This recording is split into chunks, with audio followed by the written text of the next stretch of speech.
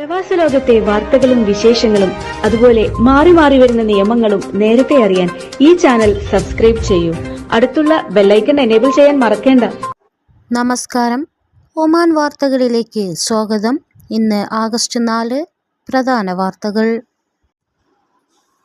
രണ്ടാമത് edition ധോഫാർ international ഫെസ്റ്റിവലിന് സലാലയിൽ തുടക്കം. Sultan Qaboos youth complex for cultural and എന്റർടൈൻമെന്റിൽ തൊഴിൽ മന്ത്രി doctor Mahad bin Saeed bin Ali Al Baawain ഉദ്ഘാടനം നിർവഹിച്ചു.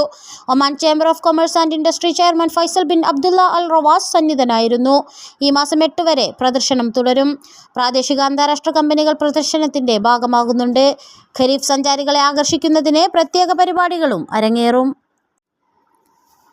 കടലിൽ ഒഴുക്കിൽപ്പെട്ട യൂറോപ്യൻ യുവതിയെ പോലീസ് രക്ഷിച്ചു. റിപ്പോർട്ട് ലഭിച്ച 5 മിനിറ്റിനുള്ളിൽ 2 പോലീസുകാർ സ്ഥലത്തെത്തി സാഹസികമായി രക്ഷിക്കുകയായിരുന്നെന്ന് പറഞ്ഞു. മറീനയിൽ കടൽ തീരത്താണ് അപകടമുണ്ടായത്. മറൈൻ സെക്യൂരിറ്റി ഡിപ്പാർട്ട്മെന്റിലെ ഓഫീസർമാരാണ് രക്ഷിച്ചത്. അവരുടെ വീരോചിത ശ്രമങ്ങൾക്ക് ഉദ്യോഗസ്ഥർ പ്രശംസാപത്രം നൽകി.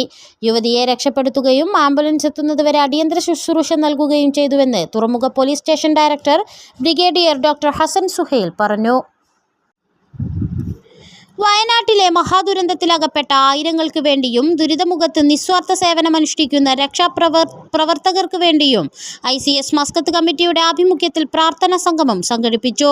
അൽക്കൂത്ത് തഅലീമുൽ ഖുർആൻ സെന്ററിൽ ചേർന്ന പ്രാർത്ഥനാ സദസ്സിന് അബ്ദുള്ള വഹബി വല്ലപ്പുഴ നേതൃത്വം നൽകി. അബൂബക്കർ NK അധ്യക്ഷത വഹിച്ചു. സെന്റർ പ്രധാനാധ്യാപകൻ റഫീഖ് മുസ്ലിയാർ പിണങ്ങോട് ഉദ്ഘാടനം ചെയ്തു. യൂനിസ് വഹബി വലക്കെട്ട് സ്വാഗതവും അയ്യൂബ് പള്ളിയത്ത് നന്ദിയും പറഞ്ഞു. അടിക്കടി വന്നുകൊണ്ടിരിക്കുന്ന പ്രകൃതി ദുരന്തങ്ങൾ മനുഷ്യർക്ക് തെറ്റുകളിൽ നിന്ന് വിട്ടുനിൽക്കാനും മാനുഷിക മൂല്യങ്ങൾ മുറുകെ പിടിച്ച് ജീവിതം നയിക്കാനും പ്രേരകമാകണമെന്ന് ICS യോഗം അഭിപ്രായപ്പെട്ടു. അൽവുസ്ത ഗവർണറേറ്റ് ഒരുക്കിയ സമ്മർ അൽവുസ്ത 2024 ഫെസ്റ്റിവലിന് നാളെ സമാപനം. ഹൈമ എന്റർടൈൻമെന്റ് സ്റ്റേഷനിൽ ഇന്നും നാളെയും വ്യത്യസ്ത സമയങ്ങളിൽ വിനോദ പരിപാടികൾ അരങ്ങേറും. കുട്ടികളെയും കുടുംബങ്ങളെയും ആകർഷിക്കുന്ന പരിപാടികൾക്കൊപ്പം പരമ്പരാഗത പ്രദർശനങ്ങൾ ഉൾപ്പെടെ സമ്മർ അൽവുസ്തയുടെ മാറ്റുകൂട്ടുകയാണ്. ഖരീഫ് കാലം ആസ്വദിക്കാൻ റോഡ് മാർഗം ധോഫാറിലേക്ക് യാത്ര ചെയ്യുന്ന സഞ്ചാരികൾക്ക് അനുയോജ്യമായ രീതിയിലാണ് ഫെസ്റ്റിവൽ ഒരുക്കിയിട്ടുള്ളത്. അതിനാൽ തന്നെ ഒമാന്റെ വിവിധ ഭാഗങ്ങളിൽ നിന്നുള്ളവരുടെയും അയൽ രാഷ്ട്രങ്ങളിൽ നിന്നും വാഹനങ്ങളിൽ വരുന്നവരുടെയും ഇടത്താവളമായി ഫെസ്റ്റിവൽ മാറുകയും ചെയ്തിട്ടുണ്ട്. ഇത്തരക്കാരെ കൂടി ആകർഷിക്കുന്ന രൂപത്തിലാണ് ഫെസ്റ്റിവൽ സമയവും നിർണയിച്ചിട്ടുള്ളത്. പാരാഗ്ലൈഡിംഗ്, കുതിരസവാരി, ഗെയിമുകൾ, അൽബദിയ ടെന്റ്, ഫുഡ് കോർട്ടുകൾ, കലാ ഗ്യാലറികൾ തുടങ്ങിയവയാണ് സമ്മർ അൽവുസ്തയുടെ പ്രധാന പരിപാടികൾ. പരമ്പരാഗത വിനോദ പരിപാടികളും ഹൈമ എന്റർടൈൻമെന്റ് സ്റ്റേഷനിലെത്തുന്നവർക്ക് ആസ്വദിക്കാം. നിസ്ബ ഇന്ത്യൻ സ്കൂളിലെ വിവിധ വിഷയങ്ങൾ ഉന്നയിച്ചുകൊണ്ട് രക്ഷിതാക്കളുടെ കൂട്ടായ്മ സ്കൂൾ മാനേജ്മെന്റിന് കത്ത് നൽകി. കായിക മത്സരങ്ങളിൽ നാഷണൽ തലത്തിലടക്കം മെഡലുകൾ നേടിയ സ്കൂളിൽ ശരിയായ അത്ലറ്റ് ട്രാക്ക് ഇപ്പോഴുമില്ല. ഇക്കാര്യം രക്ഷിതാക്കൾ ഏറെക്കാലമായി ആവശ്യപ്പെടുന്നതാണ്. ഇത്തരം അടിസ്ഥാന സൗകര്യങ്ങൾ അവഗണിച്ചുകൊണ്ട് സ്വിമ്മിംഗ് പൂൾ, സ്പോർട്സ് കോംപ്ലക്സ് പോലെ രക്ഷിതാക്കളുടെ മേൽ അധിക സാമ്പത്തിക ഭാരമുണ്ടാവാൻ സാധ്യതയുള്ള വലിയ പദ്ധതികൾ നടപ്പിലാക്കാൻ സ്കൂൾ മാനേജ്മെന്റ് തയ്യാറെടുക്കുകയാണെന്നും സാധ്യതാ പഠനം പോലും നടത്താതെ ഇക്കാര്യങ്ങളുമായി മുന്നോട്ടു പോകാനുള്ള മാനേജ്മെന്റ് നീക്കം ശ്രദ്ധയിൽപ്പെട്ട സാഹചര്യത്തിലാണ് ആശങ്കകൾ അറിയിച്ച് കത്ത് നൽകേണ്ടി വന്നതെന്നും കൂട്ടായ്മ പ്രതിനിധികൾ പറഞ്ഞു. ആർട്സ്, സ്പോർട്സ് ഈവന്റുകൾ നടക്കുന്ന കാലയളവിൽ മത്സരാർത്ഥികൾക്ക് പരിശീലനം നടത്താൻ പ്രത്യേക പീരിയഡ്, സ്കൂളിന്റെ പ്രവർത്തനത്തിൽ സഹായിക്കാൻ രക്ഷിതാക്കളുടെ ടാസ്ക് ഫോഴ്സുകളുടെ രൂപീകരണം, സ്കൂളിൽ വിദ്യാർത്ഥികൾക്കായി ക്യാൻറ്റീൻ എന്നീ ആവശ്യങ്ങളും കത്തിൽ ഉന്നയിച്ചതായി പാരന്റ്സ് ഫോറം പ്രതിനിധികളായ സുബൈർ ഇടത്തുങ്ങുന്ന്, സുനിൽ പൊന്നാനി, ബിജു മാവേലിക്കര എന്നിവർ വാർത്താക്കുറിപ്പിൽ അറിയിച്ചു. നാളെ രാജ്യത്ത് കനത്ത മഴയെത്തുമെന്നും ജാഗ്രത പാലിക്കണമെന്നും വീണ്ടും സിവിൽ ഏവിയേഷൻ അതോറിറ്റി ഉണർത്തി. മസ്കത്ത്, തെക്ക് വടക്ക് ബാത്തിന, ദാഖിലിയ, ദാഹിറ, ബുറൈമി, വടക്കൻ ഷർക്കിയ, മുസന്തം ഗവർണറേറ്റിൽ മഴ ലഭിക്കും. 25 മുതൽ 50 മില്ലിമീറ്റർ വരെ മഴ ലഭിച്ചേക്കും. 15 മുതൽ 25 നോട്ട് വരെ വേഗത്തിൽ കാറ്റു വീശാനും സാധ്യതയുണ്ട്. തീരദേശങ്ങളിൽ തിരമാല ഉയരും. മിന്നൽ പ്രളയത്തിനും സാധ്യതയുണ്ടെന്ന് കാലാവസ്ഥാ നിരീക്ഷണ കേന്ദ്രം മുന്നറിയിപ്പിൽ പറയുന്നു. ആഗസ്റ്റ് 7 വരെ ശക്തമായ കാറ്റിൻ്റെയും ഇടിമിന്നലിൻ്റെയും അകമ്പടിയോടെ മഴ തുടരും. മിക്ക വടക്കൻ ഗവർണറേറ്റുകളിലും അന്തരീക്ഷം മേഘാവൃതമായിരിക്കുമെന്നും തുടർന്നുള്ള ദിവസങ്ങളിൽ അസ്ഥിര കാലാവസ്ഥ തുടരുമെന്നും മുന്നറിയിപ്പിൽ വ്യക്തമാക്കി. മഴ ശക്തമായാൽ വാദികൾ നിറഞ്ഞൊഴുകുകയും വെള്ളക്കെട്ടുണ്ടാവുകയും ചെയ്യും. മറ്റു ഗവർണറേറ്റുകളിൽ ഭാഗിക മേഘാവൃതമായിരിക്കും. കടൽ പ്രക്ഷുബ്ധമാകാൻ സാധ്യതയുണ്ട്. ഒമാൻ കടലിന്റെ തീരങ്ങളിൽ തിരമാലകൾ ഉയർന്നേക്കും. എല്ലാവരും ജാഗ്രത പാലിക്കണമെന്നും വാദികൾ മുറിച്ചു കടക്കാൻ ശ്രമിക്കരുതെന്നും സിവിൽ ഏവിയേഷൻ അതോറിറ്റി അഭ്യർത്ഥിച്ചു. നഗരസഭകളും സുരക്ഷാ നിർദ്ദേശങ്ങൾ നൽകിയിട്ടുണ്ട്. മസ്കത്ത് ഗവർണറേറ്റിലെ സീബ് വിലായത്തിലെ ബീച്ചിൽ വീണ്ടും മുങ്ങി മരണം. ഒരു പ്രവാസി മരണപ്പെട്ടതായും മറ്റൊരാളെ രക്ഷപ്പെടുത്തിയതായും റോയൽ ഒമാൻ പോലീസ് അറിയിച്ചു. സുഡാൻ സ്വദേശികളാണ് അപകടത്തിൽപ്പെട്ടത്. രക്ഷപ്പെട്ടയാളെ അധികൃതർ ആശുപത്രിയിലേക്ക് മാറ്റി ചികിത്സ ലഭ്യമാക്കി. കഴിഞ്ഞ ദിവസം അൽ സഫനാത്ത് പ്രദേശത്ത് കുളിക്കാനിറങ്ങിയ 4 പേർ ഒഴുക്കിൽപ്പെടുകയും ഒരാൾ മരണപ്പെടുകയും ചെയ്തിരുന്നു. 4 പേരെയാണ് രക്ഷപ്പെടുത്തിയത്. മരണപ്പെട്ടയാളും രക്ഷപ്പെട്ടവരും ഒമാനി പൗരന്മാരാണ്. കടലിൽ മറ്റും നീന്താനിറങ്ങുന്നവർ സുരക്ഷാ നിർദ്ദേശങ്ങൾ പാലിക്കണമെന്നും കുട്ടികളുടെയും മറ്റും സുരക്ഷ ഉറപ്പുവരുത്തണമെന്നും റോയൽ ഒമാൻ പോലീസ് ആവശ്യപ്പെട്ടു. ചില സ്ഥലങ്ങളിൽ നീന്തുന്നതിനെതിരെ ചില സമയങ്ങളിൽ മുന്നറിയിപ്പ് നൽകുമ്പോൾ ഇത് പാലിക്കണമെന്നും ജാഗ്രത വേണമെന്നും റോയൽ ഒമാൻ പോലീസ് ഓൺലൈൻ പ്രസ്താവനയിൽ ഉണർത്തി. വേൾഡ് മലയാളി ഫെഡറേഷൻ 9ാമത് രക്തദാന ക്യാമ്പ് സംഘടിപ്പിച്ചു. ബൗഷർ ബ്ലഡ് ബാങ്കിൽ രാവിലെ 8 മണിക്ക് ആരംഭിച്ച് ഉച്ചയ്ക്ക് 1 മണി വരെ തുടർന്ന ക്യാമ്പിൽ 66 പേർ രക്തദാനം നടത്തി. 200 തവണ രക്തദാനം നടത്തിയ അഹമ്മദ് ബിൻ ഹമ്മദ് അൽ ഖറൂസി ഉദ്ഘാടനം നിർവഹിച്ചു. വേൾഡ് മലയാളി ഫെഡറേഷൻ ലോക കൂട്ടായ്മയുടെ സ്ഥാപകൻ ഷൗക്കത്ത് പറമ്പിൽ ആശംസകൾ നേർന്നു.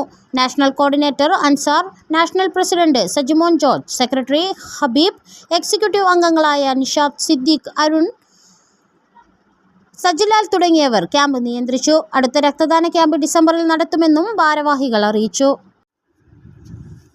കേരള പ്രദേശ് കോൺഗ്രസ് കമ്മിറ്റിയുടെ ഔദ്യോഗിക പുസ്തക പ്രസിദ്ധീകരണ സാഹിത്യ വിഭാഗമായ പ്രിയദർശിനി പബ്ലിക്കേഷൻസിന്റെ പ്രവർത്തനം ഗൾഫ് മേഖലയിലേക്കും വ്യാപിപ്പിക്കുന്നതിന്റെ ഭാഗമായി GCC രാജ്യങ്ങളിൽ കോർഡിനേറ്റർമാരെ നിയോഗിച്ചതായി പ്രിയദർശിനി പബ്ലിക്കേഷൻസ് വൈസ് ചെയർമാനും KPCC ജനറൽ സെക്രട്ടറിയുമായ അഡ്വക്കേറ്റ് പഴകുളം മധു അറിയിച്ചു.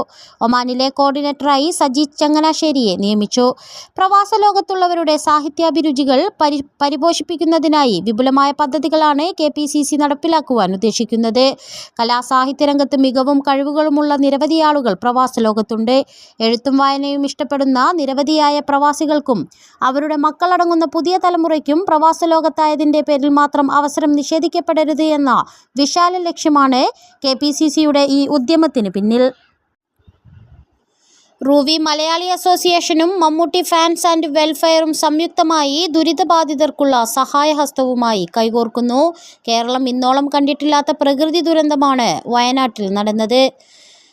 ദുരന്തബാധിതർക്കായി സഹായം എത്തിക്കുന്നത് നമ്മുടെ കൂടി കടമയാണെന്നും റൂവി മലയാളി അസോസിയേഷനും Oman Mammootty fans and welfare അസോസിയേഷനും ചേർന്നുകൊണ്ട് വളരെ വേഗത്തിൽ അർഹരായവരുടെ കൈകളിലേക്ക് സഹായം എത്തിക്കുമെന്നും ഭാരവാഹികൾ വാർത്താക്കുറിപ്പിൽ അറിയിച്ചു.